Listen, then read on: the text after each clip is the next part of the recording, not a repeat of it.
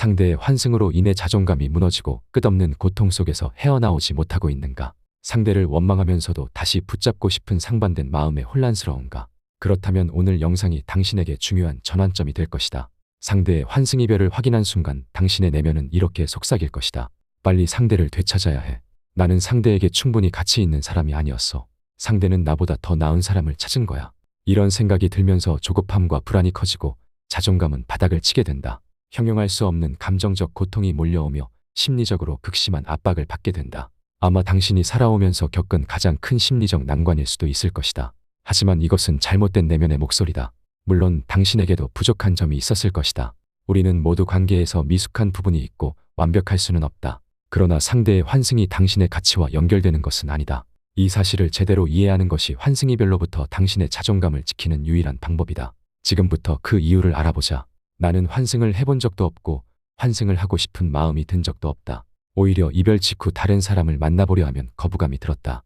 아직 연애에 잔여 감정이 남아있는 상태에서 새로운 사람과 친밀해진다는 것이 불가능하게 느껴졌기 때문이다. 그래서 내가 환승 이별을 당했을 때 큰 혼란을 경험했고 상대의 심리를 이해하지 못해 답답했다.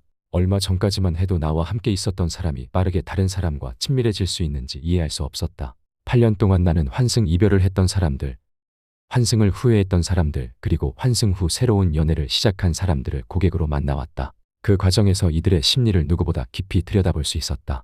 환승 이별이 도덕적으로 옳고 그름의 문제를 떠나 상대가 어떤 심리로 이런 선택을 했는지를 살펴보자. 환승 이별을 하는 사람들은 자존감이 약하거나 자기 확신이 부족한 경우가 대부분이다. 이런 사람들은 안정적인 연애가 끝나거나 끝날 위기에 처하면 강한 불안과 공허함을 경험한다. 연애가 단순한 감정 교류가 아니라 자기 존재를 증명하고 심리적 안정을 얻는 수단이었기 때문이다. 겉으로 드러나지는 않았겠지만 이들은 내면의 불안이 평소에도 크다. 그렇기 때문에 연인이 조금만 소홀해져도 극심한 스트레스를 겪는다.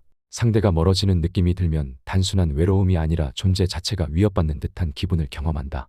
자존감이 안정적인 사람이라면 이별의 아픔을 감당하며 스스로 감정을 조절하고 회복하는 과정을 거친다. 하지만 자존감이 약한 사람은 이 불안을 혼자 견딜 수 없기 때문에 즉각적으로 의존할 상대를 찾으려 한다.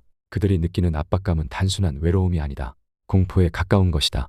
이 과정에서 극도의 생존 본능이 활성화된다. 시야가 좁아지고 극도로 자기중심적인 태도를 보이게 된다. 이들은 이별을 이성적으로 받아들이기보다 본능적으로 이 고통에서 벗어나야 한다는 감정에 지배된다. 이때 가장 빠르고 쉬운 방법이 새로운 사람에게 의존해서 자존감을 유지하는 것이다. 스스로 자기 확신을 얻는 것은 어렵다. 홀로 서기 위해서는 자신의 부족함을 직면해야 하고 외로움을 견뎌내야 한다. 이 과정은 누구에게나 고통스럽다. 더욱이 원래부터 자신의 가치를 타인의 반응에 의존했던 사람들에게는 이 과정이 훨씬 더 견디기 어려운 것으로 느껴진다. 그래서 그들은 고통을 직면하는 대신 본능적으로 환승을 선택한다. 그것이 자신에게 최선의 선택이라 믿는다. 고통을 감당할 용기와 능력이 없는 사람의 생존 방식이다. 감정적으로 성숙한 사람이라면 이별 후 상실감을 극복하는 시간을 가지며 스스로 회복하는 법을 배운다. 하지만 그렇지 못한 사람은 그 과정을 견딜 수 없기 때문에 즉각적으로 자신을 보호하는 본능이 활성화된다. 그리고 고통을 회피하기 위해 극도로 자기중심적인 태도를 취하게 된다. 상대가 자신의 행동으로 인해 어떤 감정을 겪을지, 과거의 추억이 어떤 의미를 가졌는지 이런 것들은 생존 기제 뒤로 밀려나게 된다. 그래서 당신은 환승한 상대가 너무나도 낯설게 느껴지고 마치 자신이 상대에게 존재조차 하지 않은 유령이 된 것 같은 느낌을 받게 된다. 그러니 당신이 상처받고 고통스러워하는 것은 당연한 일이다. 환승 이별을 하는 사람들의 대부분은 헤어진 직후 갑자기 새로운 사람을 만나는 것이 아니다. 사실 그들은 이별 전에 이미 백업을 만들어 두었을 가능성이 크다. 그 대상은 평소 자신에게 관심을 보이며 연락을 주고받던 사람일 수도 있고 소개팅 어플에서 급하게 찾은 사람일 수도 있으며 과거에 잠시 썸을 탔던 사람일 수도 있다. 즉, 새로운 관계가 이별 후 자연스럽게 시작된 것이 아니라 이미 감정적으로 준비된 상태에서 실행된 것일 가능성이 높다. 하지만 이 사실에 너무 충격받지 마라. 오히려 당신과의 관계가 그만큼 의미가 컸기 때문에 공백을 감당하는 것이 두려웠던 것이라 해석해야 한다. 그만큼 당신이 상대의 자존감을 유지하는 데 중요한 축이었다는 뜻이다. 상대는 연애를 통해 얻는 관심과 애정에 중독된 상태이기 때문에 그것이 끊길 위기에 처하면 극심한 불안을 느낀다. 마치 흡연자가 마지막 남은 담배를 피우면서도 불안감을 느끼고 미리 다음 담배를 준비해두는 것과 비슷한 시입니다. 스스로 감정을 조절하는 능력이 부족한 사람들은 이별 후 공백을 직접 마주하는 대신 즉각적으로 대체할 사람을 찾는다. 이들은 단순히 감정적으로 새로운 사람을 탐색하는 것이 아니라 이미 연애 중에도 심리적인 퇴로를 마련해둔 경우가 많다. 가끔은 특별한 문제 없이 관계가 지속되다가 갑자기 불만을 털어놓고 급작스럽게 환승을 하는 경우가 있다. 이런 상황에서는 당사자가 예상조차 하지 못했기 때문에 마른 하늘에 날벼락을 맞은 것 같은 충격을 받는다. 하지만 실제로는 상대방이 오랫동안 불안을 억눌러 왔을 가능성이 높다. 자존감이 약한 사람들은 관계에서 불안이 생겼을 때 이를 직면하거나 솔직하게 표현하는 것을 어려워한다. 대신 갈등을 피하려고 감정을 억누르며 표면적으로는 문제없는 척 행동한다. 하지만 내면에서는 이미 방어 기제로 인해 감정이 차단되어 가고 있으며 이 관계가 끝나면 어떻게 하지라는 불안을 느끼면서 대체할 사람을 찾기 시작한다. 그래서 환승을 당한 사람 입장에서는 아무런 징후도 없이 갑작스럽게 이별과 동시에 새 연애를 시작한 상대를 보며 충격을 받을 수밖에 없다. 하지만 이는 상대가 갑자기 마음이 변한 것이 아니라 이미 오래전부터 내부적으로 이별을 준비하고 있었기 때문이다. 인간은 누구나 양심을 가지고 있다.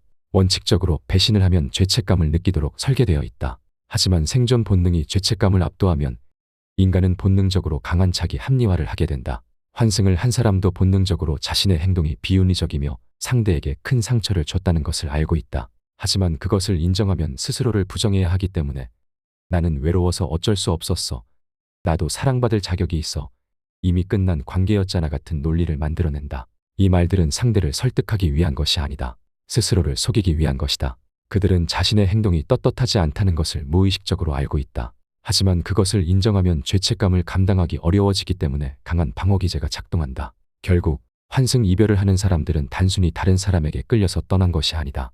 그들의 내면에서는 이별 전부터 오랫동안 불안과 자기 방어 기제가 작동하고 있었고 관계가 완전히 끝나기 전에 이미 대체할 상대를 준비하고 있었던 것이다.